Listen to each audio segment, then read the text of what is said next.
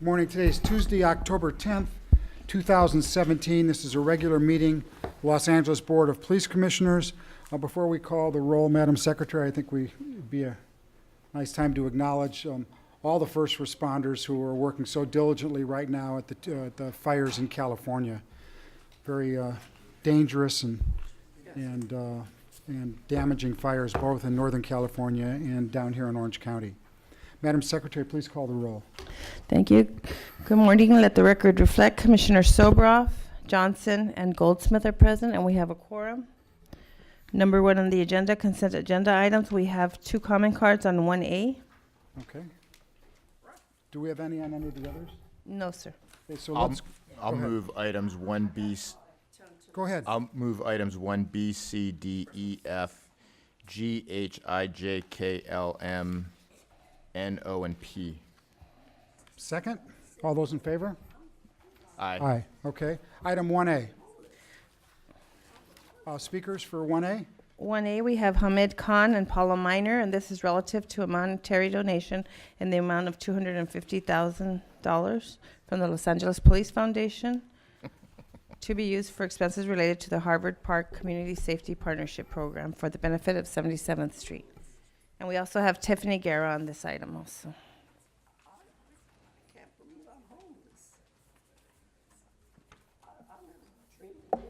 Okay. So I just want to raise a lot of objection about the way the money is flowing into the Community Safety Partnership Program. I mean, this program has been going on for a few years, and it's become a front for how in housing projects and various other spaces the LAPD is infiltrating. I mean, the whole facade of building with the community remains a facade. We do work in Pueblo del Rios, we work in Nickerson Gardens, and there are several other spaces that Los Angeles Community Action Network and various other organizations do work. And what is happening is that in essence, the LAPD is involved in harassing the community members living over there, and it's become an experimental process that how they bring in these laser programs, how they're doing this predictive policing, and how these places have become a testing ground. So in essence, what we are seeing now is this in the big picture of how LAPD is moving fast into this mold of social workers, and that's got to stop. That's got to stop, because now moving into Harvard Park, moving into some of those other communities, in the long run, we know exactly what's going to happen. When you look at information gathering, when you look at the testing grounds of predictive policing, of hotspot policing, of laser program, this is basically what we are building into. So I think that this body has to investigate really thoroughly. All that happens is that there's an audit, it's a superficial audit, it's a memo that is released without going into the communities and really doing a whole interview of what's going on in these neighborhoods. So, you can't keep on rubber stamping and passing $250,000 where these programs can be going very much into youth programs, because one of the arguments that the LAPD uses is working with the youth. But when you look at the history of sexual assault and what's been going on with the youth over the last 43 years, the report that we've submitted, I mean, that completely contradicts and shows a completely an ugly and a morbid face of LAPD. So you can't keep on rubber stamping and giving these people money. These monies should be shifted into youth programs. Next speaker, please. Paula Miner, please. No, I turned these in right now earlier. I just turned these in on items 1. So what item are we on? I agree with my colleague Hamid. I agree with all his remarks. We're especially concerned because items like this, with a significant amount of money, $250,000 is a significant amount of money for a community program. In the discussion or description online of what this particular action is for, it says to improve relationships between law enforcement and the community and improving youth educational outcomes. However, there's no clear definition of what that means. That also raises questions as why has policing now become improving youth educational outcomes when we know in the cadet program there have never been any evaluation or any determination of what the program ends up doing, whether or not that program improves educational outcomes. So again, we say from the community, rubber stamping significant amount of money to community programs that should be operated by community agencies. We believe that if we have a police department, it should be policing. It should not be doing the social work. It should not be doing the mental health work. It should not be doing the educational work. And when we come into this commission, there's always a discussion about having enough police to do policing. When you divert people into programs that are not in their expertise, it raises a lot of questions in the community. So we're going to continue. I know that this commission just rubber stamps everything because this was in the consent part of the agenda, but we're going to continue to bring these issues up because this is wrong. This is very much wrong. Using the public's, even if it's a private donation, using that money for activities that the police is not prepared for and that other agencies could definitely be doing. Thank you. Tiffany it? Guerra, please.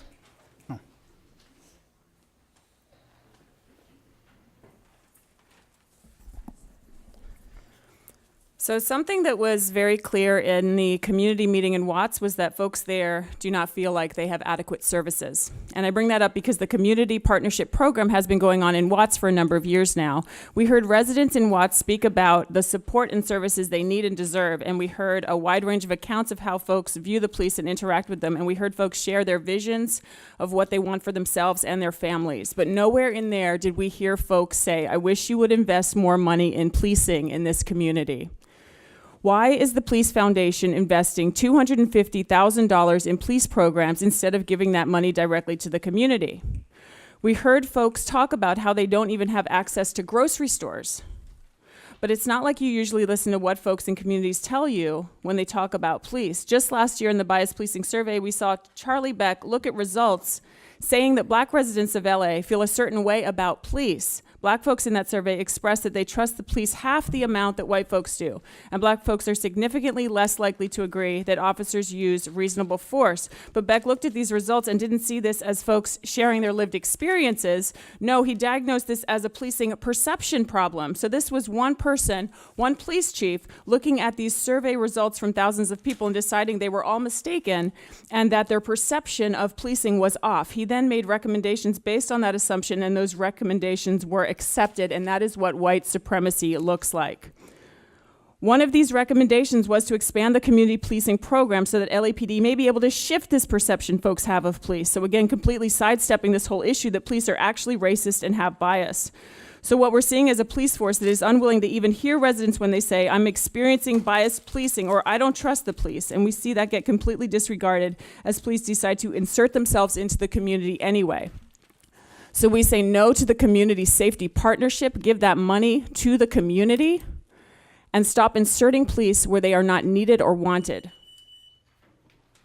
Thank you, and please let the record reflect Commissioner Figueroa Villa is now present. May we have was that it for 2A? That's, Okay, may we have a motion for approval of consent item 1A? Second. All in favor? Aye. Item number 2A, my president's report can just be read by anyone. I have no comments on it, no report. I don't think it needs to be read. we do have comment cards on all items, sir. Okay, so the comment cards on 2A, let's call. 2A, Audrey George, Hamid Khan, Mr. Herman, and Paula Miner. And this is relative to the Commission President's Report dated October 4th, 2017, relative to the Commission liaison and assignments. Hi. I'm bringing you this rug so I can demonstrate how I believe your subcommittees... Can you speak into the microphone? We'll start your time over. I couldn't hear you. I'm bringing you this rug so I can demonstrate how I believe your committees function, your subcommittees. Each of these subcommittees probably has its own virtual rug, about 100 times larger than this one. Most of us here envision this is how it works.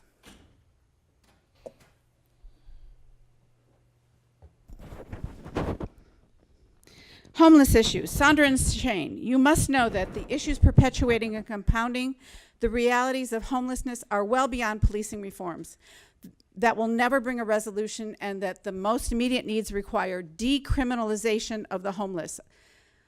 But you will, Sweep it under the rug. Youth programs, Steve and Matt. It will be business as usual on your subcommittee, even though there's 40+ years of history of the participating youth being assaulted and harassed. But you will sweep it under the rug. Intelligence guidelines for anti-terrorism intelligence section. Sandra and Cynthia, you will likely plan to increase surveillance to over-police communities, even though this will increase people's distrust and fear of the police. You will spin it as a means of reducing crime and providing community safety rather than calling it what it is, a police state. Sweep it under the rug. Undercover Investigation Committee, Steve and Sandra. Again, this subcommittee wishes to be seen as part of a larger community safety narrative, but really seeks an outcome where people are not only fear the cops, but fear each other because it could be a danger to them. Sweep it under the rug.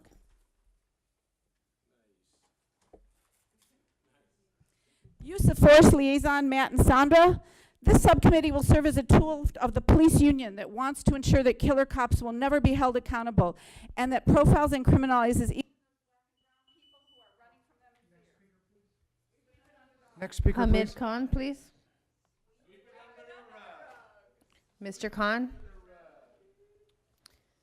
Mr. Khan, would you like to speak, or was that your speech?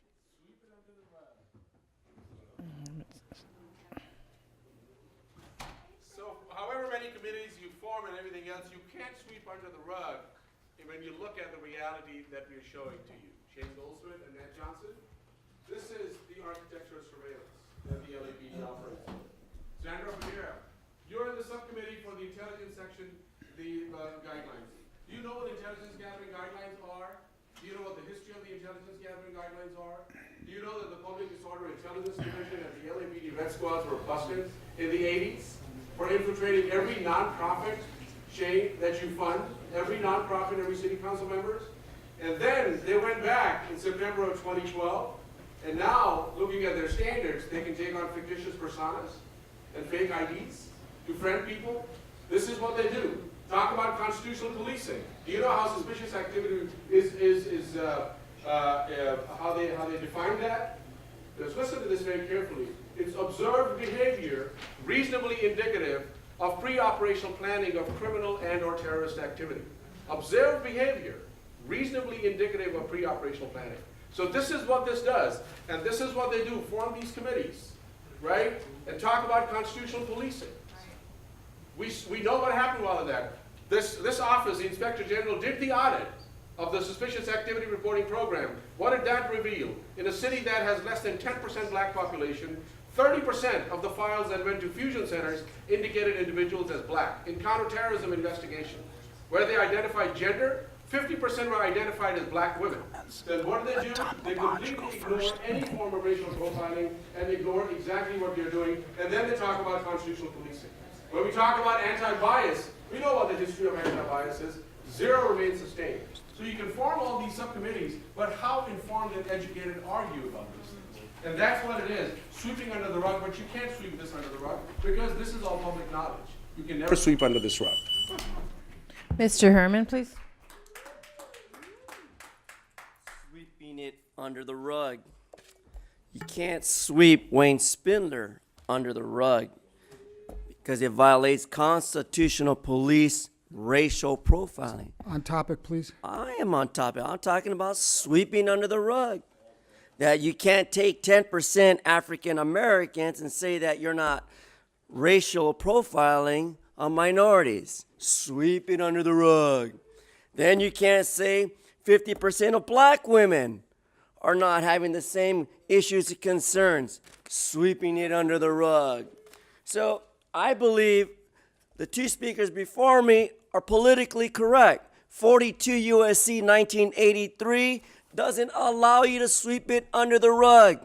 because we magistrate this facility under the Ralph M. Brown Act and the California Constitution, which requires our Bill of Rights to be heard and express ourselves under the ADA DOJ Title II, Title III of non-discrimination and non-bias against non-disabled and the fucked up disabled who suffer from mental health. So I know when you're sweeping it under the rug, Mr. Soboroff. And I'm not a Jew to sweep it under the rug because I clean both the top and the bottom of the rug. And when I talk about Last Commission's warning off President's topic. report dealing with dated October 4th, 2017, because I'm on the fucking topic to the fucking Commission's fucked up liaison and the fucking assignments I set forth, no fault to Chart Cheely Beck, but it's your fault because the Jews killed Jesus and you can't sweep that under the rug either. And when you shot Mr. Herrera in the back and Time's over. Next speaker, please. Next speaker, Paula Minor, please. take my time. I got more minds to blow all day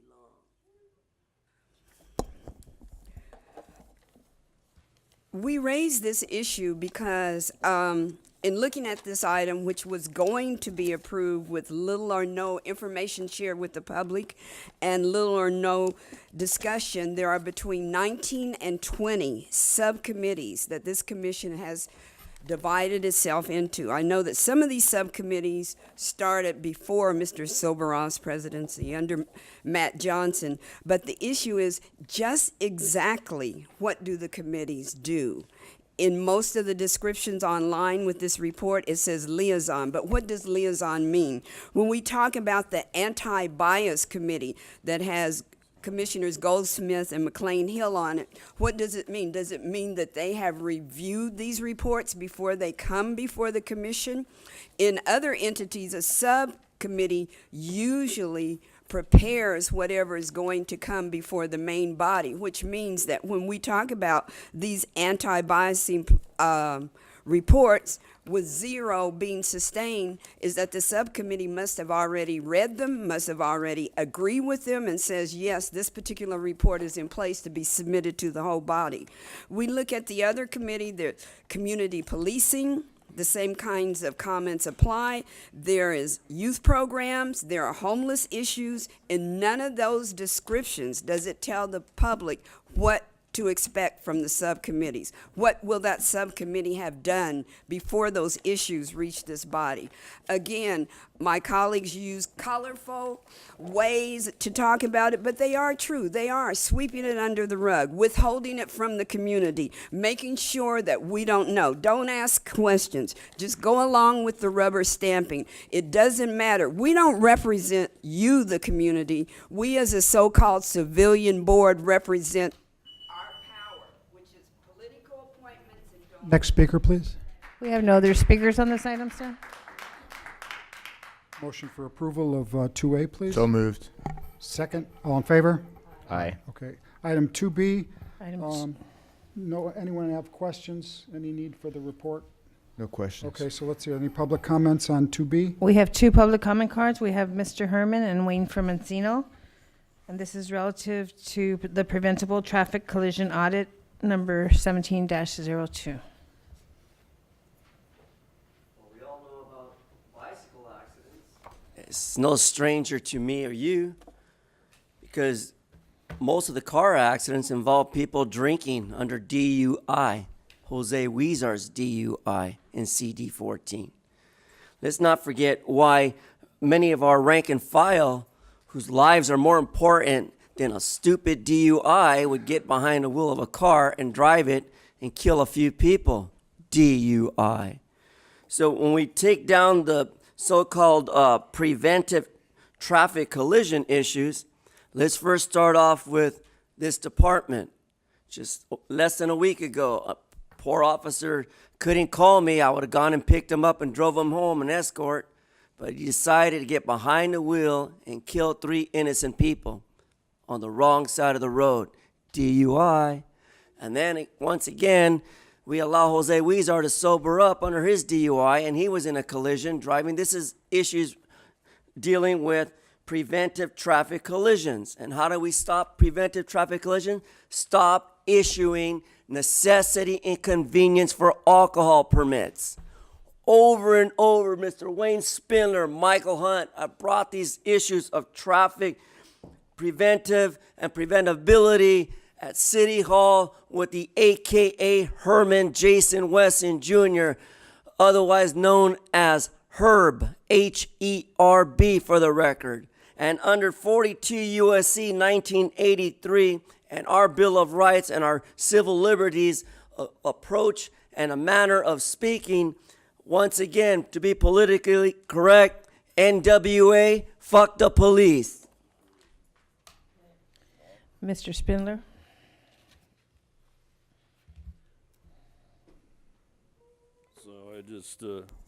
So I equate the maturity level of our new president. Go ahead, Mr. Puppet. Thank you so much. One puppet talking to another bald-headed puppet. How appropriate. Preventable traffic collision. Now you see, the alcohol permits are the reason for the killings. You go to the alcohol, you drink, you drive, and then you run over everybody else. And none of you give a fucking shit, yes, none of you care.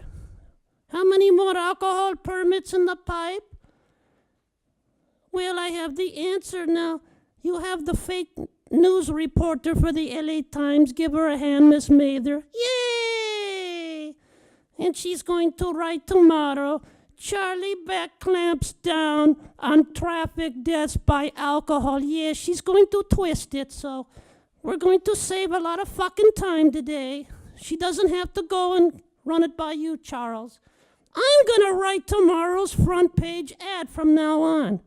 Top story, preventable traffic collision audit shows Beck tough on drunk drivers. Now we know it's bullshit in here, but out there, everybody will read tomorrow what a great job you're doing, because that's the job of the Times, to lie and make you all look good. Yes, see, I know that now. I didn't have to get fucking arrested 3 times and prosecuted illegally. You could have just told me, Steve. You could have told me I was fucking up your routine, Steve. And then I would have told my friend, tone it the fuck down, Spindler. But no, I had to go through the tough fucking way to become a prison bitch and live through the death of you. Finally, to the LA Times. And we have no other cards on this item, sir. Motion for approval of 2B. So moved. Second. All in favor? Aye. Okay. 2C, again, no reason for the report. Any comments, questions by the commissioners? No. Public comment on Yep. 2C? 2 public comment cards. We have Mr. Herman and Puppet, and this is relative to the request for approval to negotiate an agreement with Selected Lead Maintenance and Lead Mining for the Los Angeles Police Department. Mr. Herman?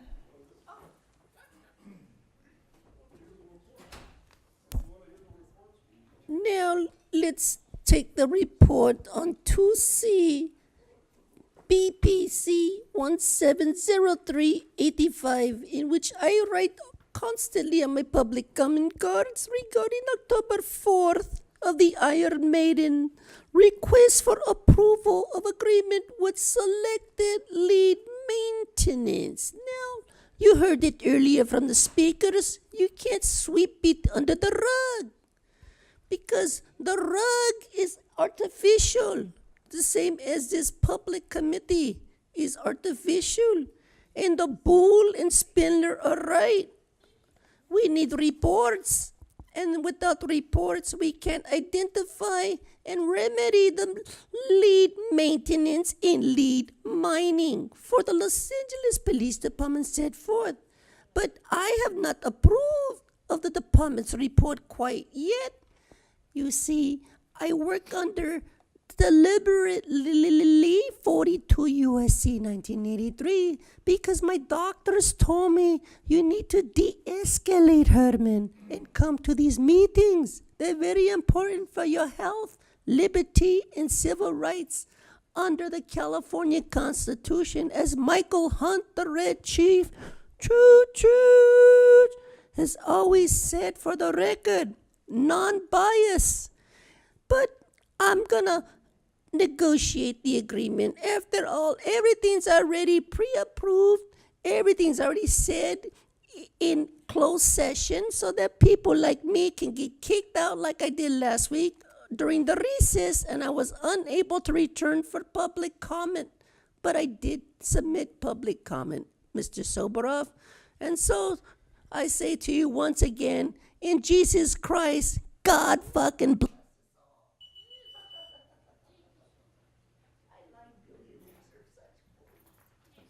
People with lots of money, we kiss the ring, yes. Now, turning to this shit, lead maintenance and lead mining, who should we get to negotiate? Yeah. See, that's right. That's right. Listen to him. Listen to him. Yes. Yes, Well, that's it's right. coming off his time, so No, it's not really a okay. disruption. He's correct, yes. Yes, because, I mean, I'm working with the secret agents. Yes, Sir? we're working with secret agents on, we'll for stop your Steve time for a Soboroff. second. Yes. Yes, go ahead. Sir, that was your last warning. Yes, well, remember, my friend there has an agreement with Mr. T-Fang. Every meeting, he's supposed to say, I'm a police agent. He's keeping his agreement. Thank you, Mr. T-Fang. That's why you haven't been named as a defendant yet. That's an inside baseball joke. And of course, the Times will not report that the president of this commission is being actively sued for stupid shit, yes. So now, lead maintenance and lead mining. What the fuck are we mining? Gold? Are we gonna mine oil? Are we gonna drill for oil? So, what are we going to mine for? Now, the last time we fucking mined, we created a toxic dump, so no more drilling for shit. Fill the potholes, put the police on the streets, and keep the drones parked in the garage. Better yet, destroy the fucking drone, yes. So that's what we want. We don't want you mining. We don't want you lead maintenancing a fucking thing. Just simply do the job. Let the cops work, collect their pensions, go home, play with their puppy, and be nice to animals. Not like you, Steve, who abuses your son and... There are no other comment cards on this item, sir? Motion for approval. Second. All in favor? Aye, okay. Item number 3, report of the chief. Morning, chief. Morning, Commissioners. Good morning. I wanted to update you on the department's response to the Las Vegas mass shooting. I didn't get a chance last week, so I'll make it public now.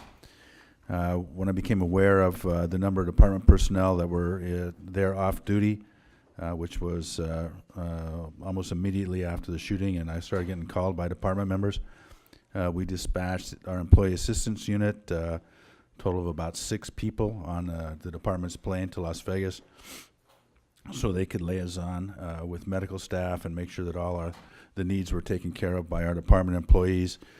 You know, we had over 70 department employees present at the concert, many with family members, many with large groups, and so that the involvement was pretty significant. I know that several commissioners are attending an event today that I'll be at where we bring people together and begin some of the discussions. I've also had our department psychologists reach out to each and every one of these folks to ensure that their needs are being met, and we're doing everything we can to help everybody get through this. It's a tough role for first responders to be victims in a large crowd like that and unable to do the things that they're trained to do in order to secure the rest of the crowd's safety. So a lot of people have to work through all these issues. We had one Los Angeles police officer shot in that incident, and 2 family members shot. So any questions on that before I go to general overview? Thank you, sir. Okay. We're 16 fewer homicides than last year. That's a 7.1% decrease from 16 and almost a 10% decrease from 15. We are almost 11% down in rapes as compared to 16. We're having our biggest issue in violent crime is street robberies. We're up about 7.3% in those and about a 3% increase in ag assaults. Property crime, we're up about 4% in burglary, 3% in motor vehicle theft, and 3% in burglary theft from vehicle. We're down in personal thefts, which is a very large classification of property crime. Gives us a total Part 1 crime picture of a 1.5% increase over last year. Number of victims shot in the city of Los Angeles, we're down about 8% from last year and about 12% from 16. That's about 70 fewer victims shot. To give you an idea of the volume for the Los Angeles Police Department, I don't normally report on this, but I'll bring it up today. So far, as of the 1st of September, we've handled 624,000 calls for service. That's about exactly the same as last year, but it's a 7% increase over our 5-year average. So we're seeing an increase in calls for service. The Los Angeles Police Department, excluding gun buybacks, has recovered 4,513 firearms off the street so far this year. That's an 11.4% increase over 16 and a 21% increase over our 5-year average. Traffic collisions in City of Los Angeles were about a 1% increase in overall traffic collisions, but about a 5% decrease in numbers of victims killed and number of victims seriously injured in traffic accidents. That's a positive thing. DUI related, we are down about 14.6% in DUI related traffic collisions. Hit and runs were down about 2%. Motor vehicle versus pedestrians overall we're down about 2%, but we have a significant increase in fatals, motor vehicle versus pedestrian fatalities. 18% increase, and that's a 95 total for the year to date. Bicycle-involved collisions are down about 6%, and serious bicycle-involved collisions that have injuries or fatalities are down about 7%. Department personnel statistics, we're at 9,975 sworn personnel on payroll, 2,870 civilians, about 400 reserves, almost 300 specialists, 56 chaplains, and 2,100 cadets. That concludes my report. Thank you, Chief. Take public comments now. No public comments?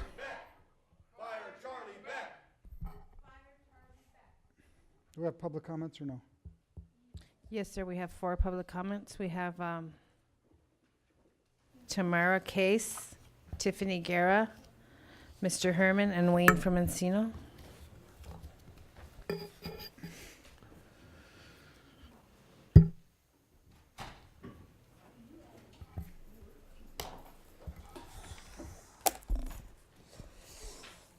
Good day, Commission. My name is Tamara Case. I'm here to request the resignation of Officer Chief Charlie Beck. And why we're requesting that resignation, sir, is because your department needs to be held accountable for the murder of our black brothers and sisters in disproportionate numbers.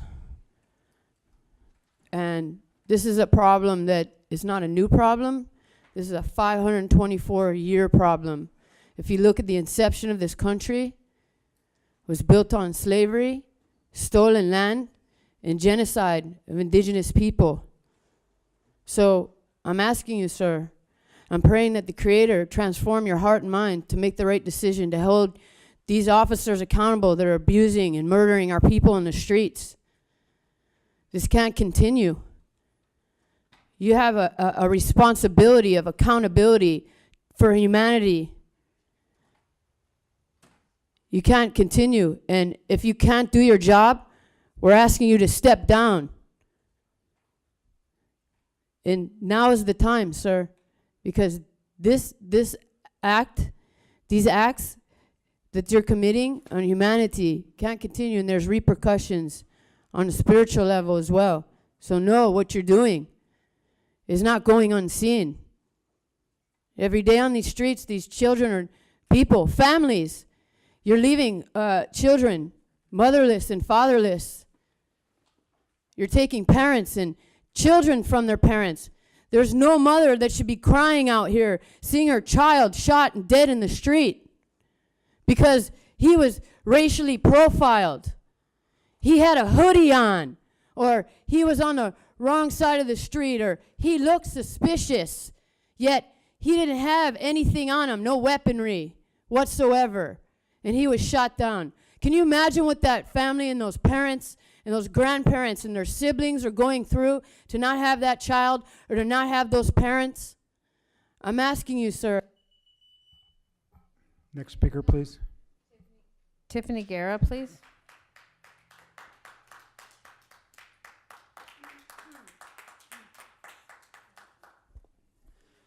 So I thought this might be included in the report from Beck, but it was not, and that was the LAPD's posting of the drone guidelines on the website and when the official 2-week period ends.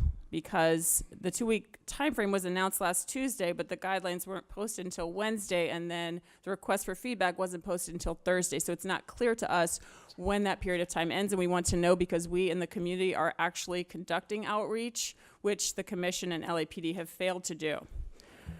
And while we're talking about Las Vegas, one thing I wanted to bring up with relation to the drones in Las Vegas is a point that we're hearing a lot since the shooting happened, and that's the notion of how this exact type of scenario, a drone might have been useful. But the Las Vegas Highway Patrol has drones. And never mind that, folks still like to look at situations like this active shooter and say, oh, we could save lives with more technology, or maybe if the drones were armed.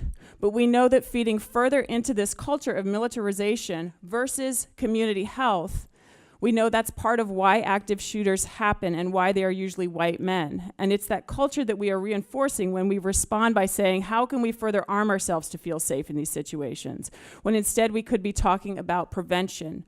One speaker in Van Nuys described it this way, and this was someone who actually worked in the mental health community. That money for drones can go to more intentional crime prevention programs, mental health services, and youth projects to keep our people and families engaged, healthy, and thriving. When will you learn to listen to the community? You're always in crisis mode and asking for more militarization because the quality of your human interactions, especially within communities of color, don't allow for real prevention, healing, and liberation. No to LAPD drones. Mr. Herman.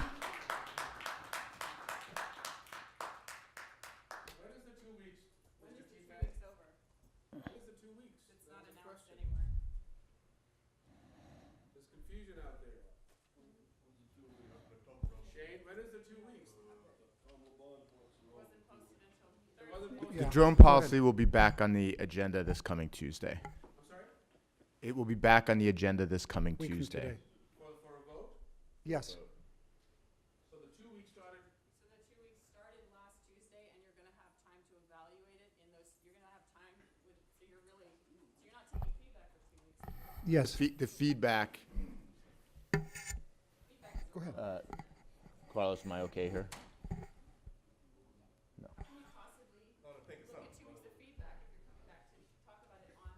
Okay, go ahead, Mr. Herman.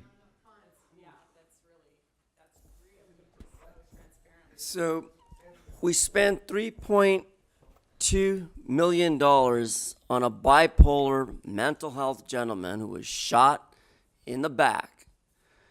We killed Ezell Ford, Keisha Wilson, and how many more people do we need to accidentally be so trigger happy that we get a sidekick out of it? Well, let me explain the story of Las Vegas to you from my perspective.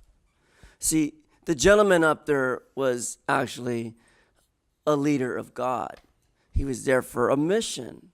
He called himself the Iron Maiden, and he stood upon the 32nd floor. And as the story read on, he rained upon Sodom and Gomorrah, a fiery hell. Unfortunately, God does not discriminate. He takes out the good and the bad, all together for that day of recognition, as the Jews pointed out, the day of hope, a new life, a new order, the resurrection. But in my theory now is this: the goddamn gentleman got tired of life, just like the rest of us get tired of it. And eventually some of us might go postal. Some of us might go 5150 like Sobroff and not pay for our dog license. But it's not a crime. It's petty. It's petty. All you have to do is put back those resources of monies so that people who experience mental health or an episode of mental health, who suffer bipolar disabilities, as the professional billionaire developer up there said about me, can get services, activity, and programs through the Department of Justice. Instead, you violate my rights under ADA Title II, Title III discrimination. Fuck you, Steve. Wayne, please. Shout out to former Councilman Tom LaBonge right there in the back. All right. Former councilman. He's working for the Jews now, helping them get more liquor licenses. Good job. See, that's what happens. Life's a circle, right? Like the song. You start out, and then you go right back working for the Jews, giving them more. See that? Like the other three you schmuck commissioners, that's all you're doing. You're just making Steve richer. And they don't give a fuck about you, but I see here, so we did have a cop from our department got shot down there. So let's see here, fake news, one shooter.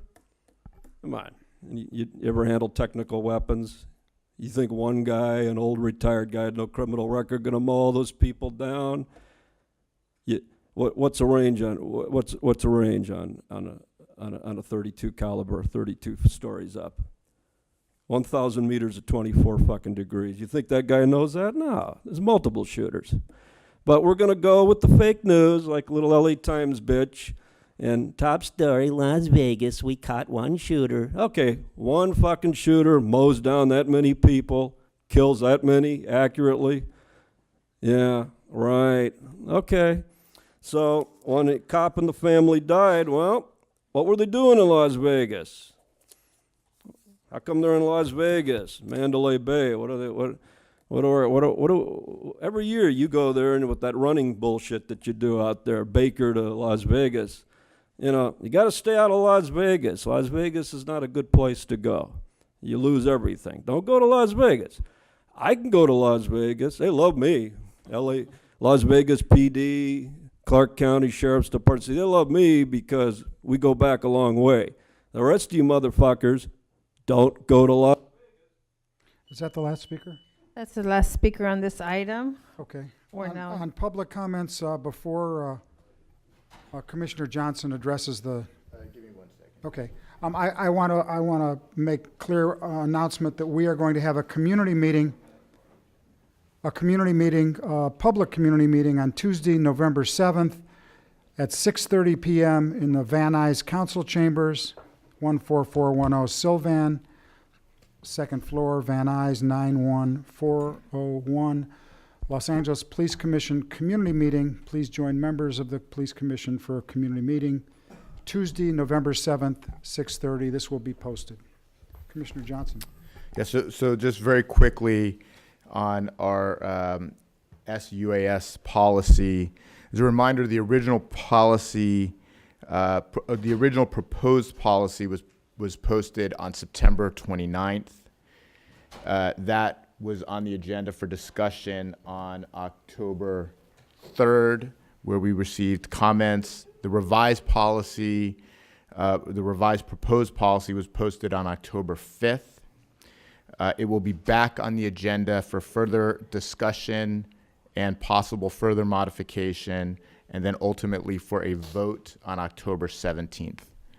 So feel free to comment today during public comment on it, and it will be back on the agenda next Tuesday for further public comment, commissioner discussion, possible revision, and then a vote. Thank you. Public comments? We have 8 comment cards. The first card, Tom LaBonge. Mr. LaBonge. Welcome, sir. Good morning.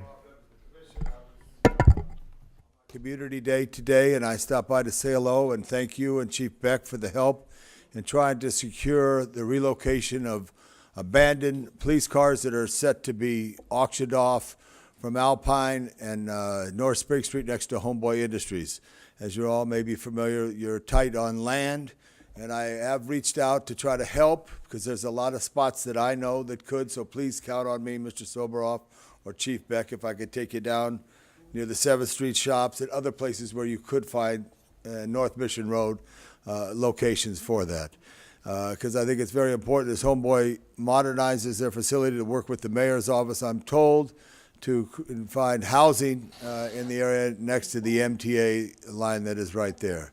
In addition, they have one request to the city attorney that he asked that the city attorney, Mike Fear, Mr. City Attorney, that Mike Fear come and sit in this meeting as he's so proactive around and listen to the missing opportunity that we have to share with the community because some people choose language that is unacceptable. I was very proud as a child to come to county and city facilities and come to public meetings, and as an elected official, I was proud to host them there, but it'd be very difficult. And I do believe in free speech, but at the same time, foul speech does make it impossible to bring school kids in here as what they do. In addition to that, I think it's real important that you support youth programs and community programs.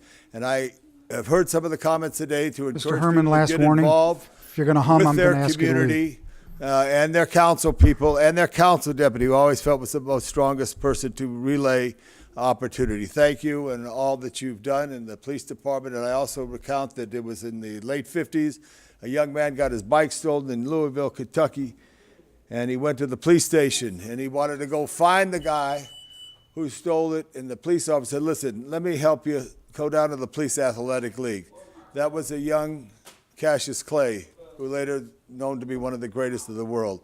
So the opportunity that you give is so special. I thank you. Mr. Labange, thank you for all you do. Tamara Case. Sir, I gave you a final warning. Go on, you can go outside. Next speaker. Wait a minute. Why is he being thrown out? He's He not isn't being thrown out. He's going outside to talk to Mr. Labange. Start the clock. All right. I'd like to make public comment on the drone use. So no LAPD drone use and no to the guidelines. This is a violation of our civil liberties. So no to the LAPD drone use, no to the guidelines. It's a direct violation of our civil liberties. Thank you and good day. Next speaker, please. Audrey George, please. Audrey George.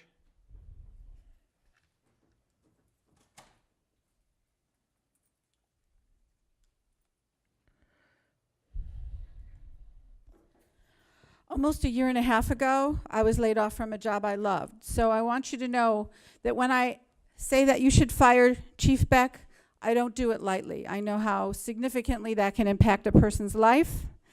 But I have the reasons why I'm calling for you to fire Chief Beck. Because pressure from him could influence Jackie Lacey to prosecute killer cops, and he doesn't apply that pressure.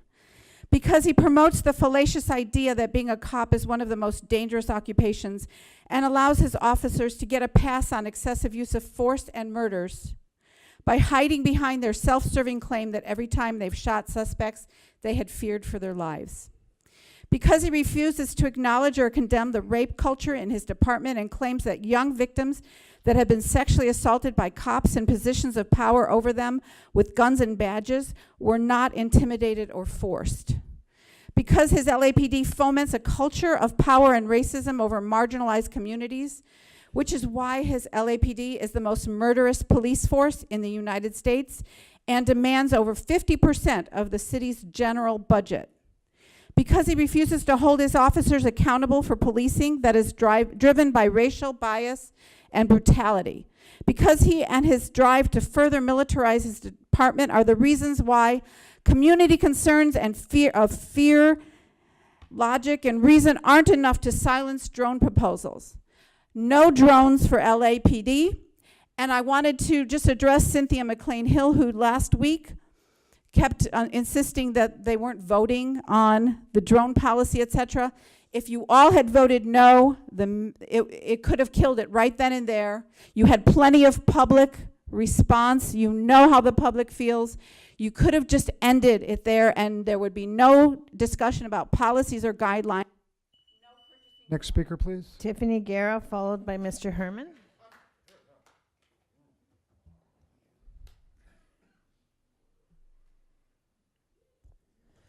So I wanted to bring up a case that was decided several weeks ago, and that was the case of Daniel Perez, the 16-year-old who was killed the day after Carnell Snell was killed by police. And I wanted to bring up Daniel's case because I was sorry to see that his case had been decided, and I wondered if his parents had been informed.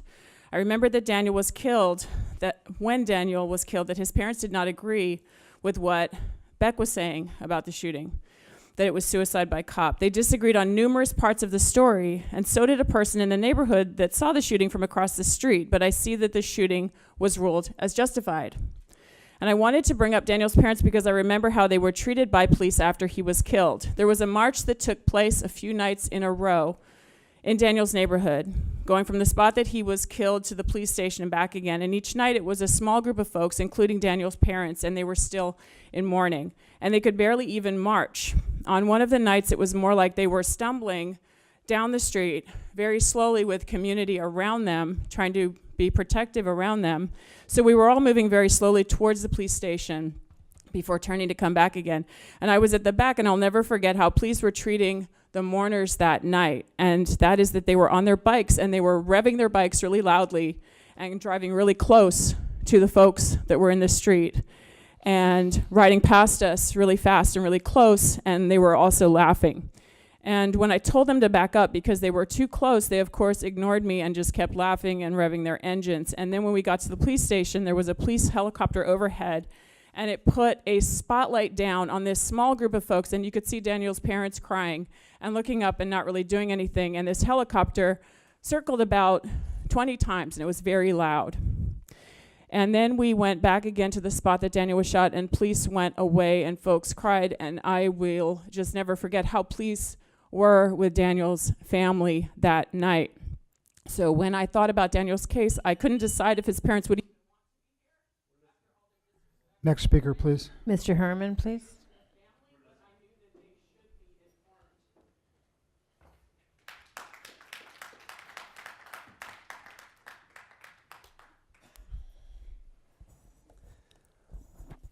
I thought I'd say something sweet, but I decided to come up with this new song for you. Because there are so many weirdos in Los Angeles, it's better to just start off in this manner to express ourselves. And the way we do it is we simply speak out against the police and their brutality against civilians. And it goes something like this. I'm not the weirdo. What the hell am I doing here? I know you're a creep, sober off. You're just like Mr. Johnson. I know you don't like to see me because I'm a weirdo, but I'm special, special like Shane's brother. We're both the same. It's a real fucking shame that I have to come here and express myself.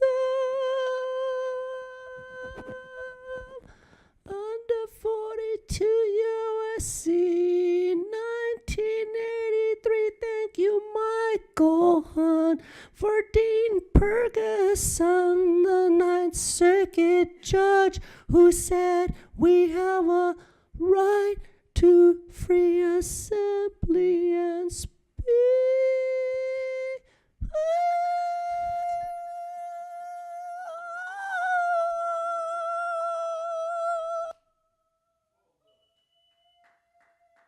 Next speaker. Hamid Khan, please. I've given you your last warning.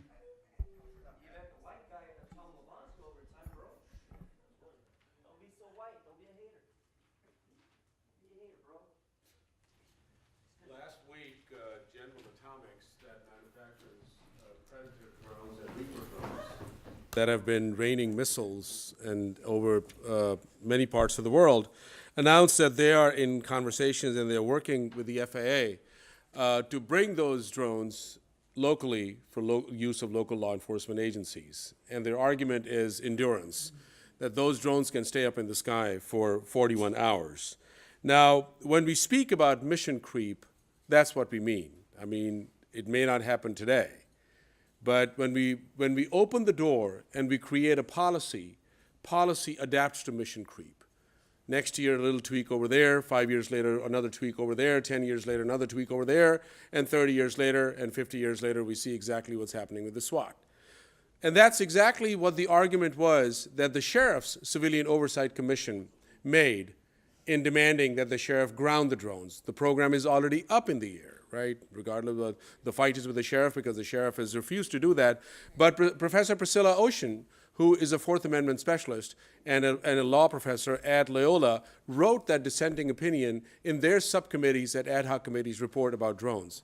And a primary issue was, of course, about Fourth Amendment issues, and it was also about mission creep as well, because she recognizes what happens, and particularly as a black woman, and as a black academic, and somebody who has worked in the community, she knows what happens over time, that how things shift. This is exactly what Rabbi Heather Miller, who was also one of the lead people over there who was speaking out against the drones. So when we talk about it, this is what it means. And this is what the community has been trying to tell you. Over 3,500 petitions we have brought. Other organizations like ACLU and all brought petitions as well, 1,900 of those. Hundreds of people, even your own assistant chief came back with the statistics that less than 7% in those over 1,600 emails even agreed with the drones at all. So I think next week is going to be one of the big... Next speaker, please. The next speaker is Wayne from Encino, Next speaker, thank you. followed by Prentice Jenkins.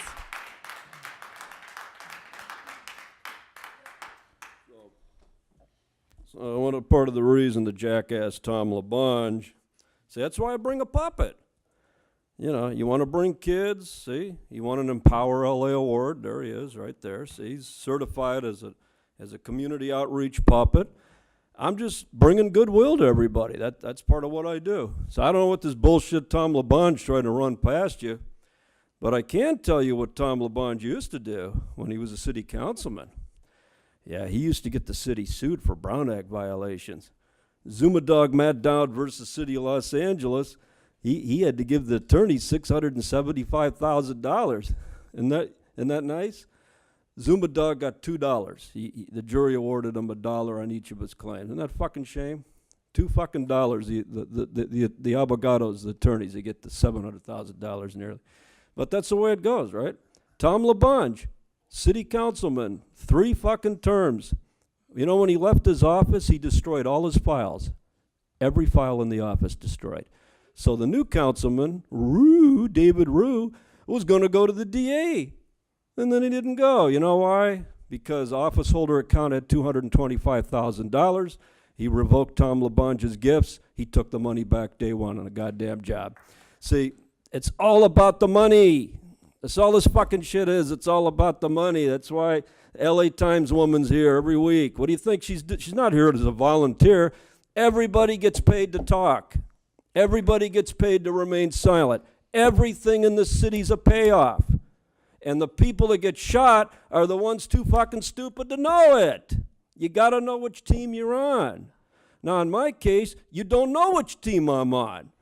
I got this side fighting for me, and this side wants me. This motherfucking side wants me. This side wants me. But you know what I am? I'm the mediator. Next speaker. Prentice Jenkins. Last, is this the last? This is the last speaker, sir. Mr. Jenkins?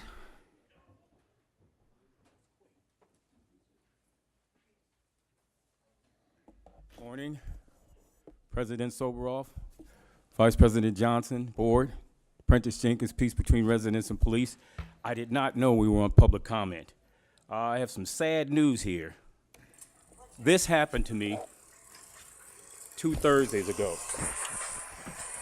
That guy, I'm going into my building. That's my lobby. This idiot stands in the door so I can't get in. I'm taking my bike. He starts yelling at me. I use some pretty salty language too.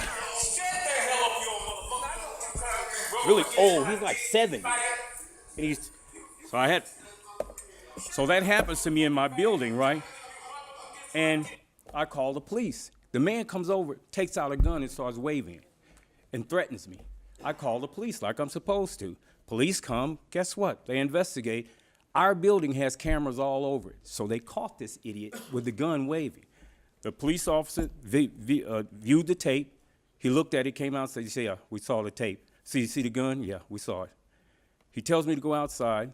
20 minutes later, the cop comes out and says, oh, he didn't have a gun. He had a wallet. I said, okay, right, I'm sorry I wasted your time.